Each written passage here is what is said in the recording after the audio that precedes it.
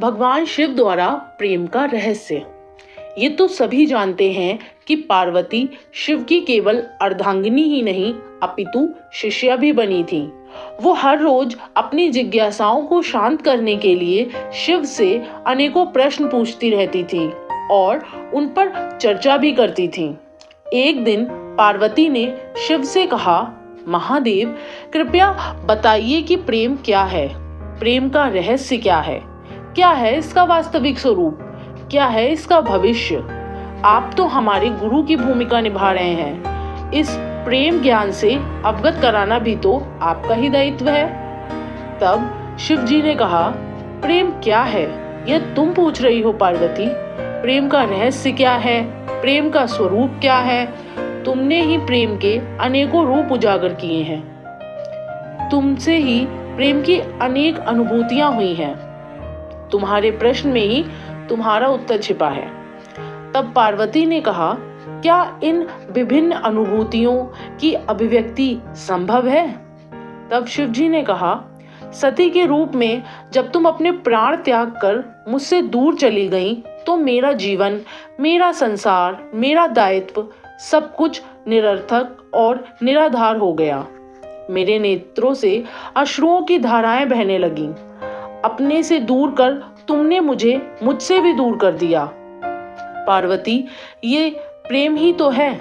तुम्हारे अभाव में मेरे अधूरेपन की अति से इस सृष्टि का अपूर्ण हो जाना ही प्रेम है। तुम्हारा और मेरा पुनः मिलन कराने हेतु इस समस्त ब्रह्मांड का हर संभव प्रयास करना, हर संभव षड्यंत्र रचना, इसका कारण हमारा असीम प्रेम ही तो है। तुम्हारा पार्वती के रूप में पुनः जन्म लेकर मेरे अकेलेपन, मेरे वैराग्य से मुझे बाहर निकालने पर विवश करना और मेरा विवश हो जाना, यह प्रेम ही तो है। जब अन्नपूर्णा के रूप में तुम मेरी क्षुधा को बिना प्रतिबंध के शांत करती हो या कामाख्या के रूप में मेरी कामना करती हो, तो वह प्रेम की अनुभूति ही है। तुम्हारे सौम्य और सहज गौरी रूप में हर प्रकार के अधिकार जब मैं तुम पर व्यक्त करता हूँ और तुम उन अधिकारों को मान्यता देती हो और मुझे विश्वास दिलाती रहती हो कि सिवाय मेरे इस संसार में तुम्हें किसी का वर्चस्व स्वीकार नहीं, तो वह प्रेम की अनुभूति ही होती है। जब तुम मनोरंजन हेतु मुझे चौरस में पराजित करती हो और विजय भी मेरी ही होती है, क्योंकि उस समय तुम्हारे मुख पर आई प्रसन्नता मेरे दायित्व की पूर्णता का अभाव कराती है। तुम्हें खुश देखकर मुझे सुख का अभाव होता है, यही तो प्रेम है पार्वती। जब तुमने अपने अस्त्र वहन कर शक्तिशाली दुर्गा के रूप में अपने संरक्षण में मुझे सशक्त बनाया, तो वह अनुभूति प्रेम की ही थी। जब तुमने काली के रूप में संहार कर नृत्य करते हुए मेरे शरीर पर पांव रखा, तो तुम्हें अपनी भूल का अभाव हुआ और तुम्हारी जीवा बाहर निकली, वह भी तो प्रेम ही था पार्वती।